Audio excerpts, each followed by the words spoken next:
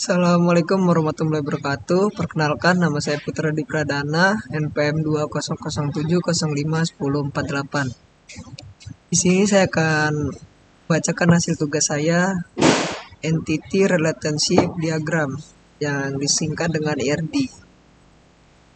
Nah, di sini kita akan membaca pendahuluan basis data, yaitu basis data atau kerap disebut database merupakan kumpulan informasi yang disimpan secara sistematis dalam perangkat komputer sehingga dapat dicari dan diperiksa melalui suatu program komputer saat informasi tertentu sedang dibutuhkan. Oleh karena itu, agar dapat menjadi sistem database yang rapi dan terstruktur, kita membutuhkan entity relationship diagram. Nah, di sini ada table of content. Yang pertama, introduction, pengenalan definisi mengenai ERD. Yang kedua ada konsep ERD, pengenalan konsep dalam ERD. Yang ketiga ada supertypes, pengenalan definisi supertypes dan subtypes pada ERD. Yang keempat ada application, yaitu contoh penerapan ERD pada data modeler. Yang pertama introduction, pengenalan definisi mengenai entity relationship diagram. Nah, untuk introduction entity relationship diagram ERD merupakan model data berupa notasi grafis dalam pemodelan data konseptual yang menggambarkan hubungan antara penyimpanan. Yang kedua, konsep. Pengenalan konsep dalam ERD. Nah, di dalam konsep ini ada entitas, yaitu kumpulan objek yang dapat teridentifikasi secara unik. Terus ada atribut, elemen pada setiap masing-masing entitas.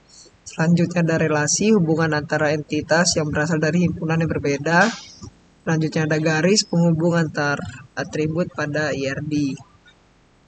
Nah, di sini ada macam-macam entitas. Yang pertama, entitas adalah sebuah objek berwujud nyata yang dapat dibedakan menjadi objek lainnya. Di sebelahnya ini ada entitas lemah, entitas yang harus berhubungan langsung dengan entitas lain, sebab dia tidak dapat teridentifikasi secara unik. Selanjutnya ada macam-macam atribut ERD. Yang pertama atribut kunci, menentukan data yang bersifat unik. Yang kedua ada atribut simple, tidak dapat dipecah lagi dan bernilai tunggal. Yang ketiga atribut multi value, memiliki sekelompok nilai setiap entitas. Selanjutnya ada atribut komposit, susunan atribut yang lebih kecil dalam artian tertentu. Terakhir ada atribut derivatif, berasal dari atribut lain dan bersifat tidak wajib untuk ditulis pada ERD. Nah, di sini ada simbol atribut pada ERD. Yang pertama mandatory. Atribut mandatory dilambangkan oleh tanda bintang, di mana mandatory merupakan atribut yang harus diisi. Kedua, opsional. Atribut opsional dilambangkan dengan tanda bulat, di mana opsional merupakan atribut yang tidak harus diisi. Ketiga, ada primary key.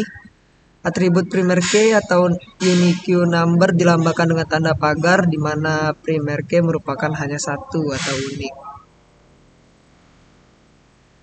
Selanjutnya, kardinalitas atau derajat relasi. Kardinalitas relasi menunjukkan jumlah maksimal entitas yang dapat berelasi dengan entitas pada himpunan entitas yang lain. Macam-macam relasi kardinalitas pada ERD. Yang pertama ada one to one, setiap baris data pada tabel pertama dihubungkan hanya ke satu baris data pada tabel kedua. Yang kedua ada one to many, setiap baris data pada tabel pertama dapat dihubungkan ke satu baris atau lebih pada tabel kedua. Yang ketiga ada many to many, satu baris atau lebih data pada tabel pertama bisa dihubungkan ke satu baris atau lebih pada tabel kedua.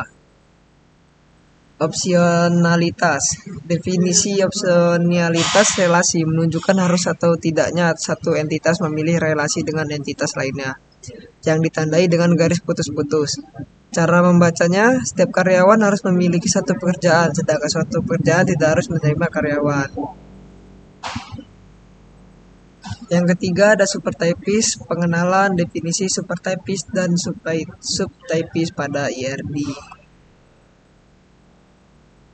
Supertypes dan subtypes pada ERD. Supertypes, sebuah tipe entitas umum yang memiliki satu atau lebih subtypes relasi pada tingkat supertype, berarti semua subtypes ikut serta dalam relasi tersebut. Subtypes mengelompokkan sebagian entitas instances dari suatu tipe entitas yang memiliki atribut yang berbeda dengan kelompok lain. Relasi pada tingkat subtype berarti hanya subtype tersebut yang terkait dengan relasi yang dimaksud. Selanjutnya ada penerapan konsep ERD pada data modeler. Nah, di sini ada contohnya. Untuk yang tanda pagar nih, yaitu primary key, yang bintang foreign key, dan yang bulat 0 ini adalah opsionalitas. Nah, di sini ada penerapan supertypis dan subtypis pembayaran. Contohnya cash, e-money, dan credit card. Penerapan supertypis dan subtypis pada data modeler. Nah, seperti di bawah ini adalah contohnya. Nah, sekian presentasi yang bisa saya sampaikan. Bila ada salah kata, saya mohon maaf. Saya akhiri. Assalamualaikum warahmatullahi wabarakatuh.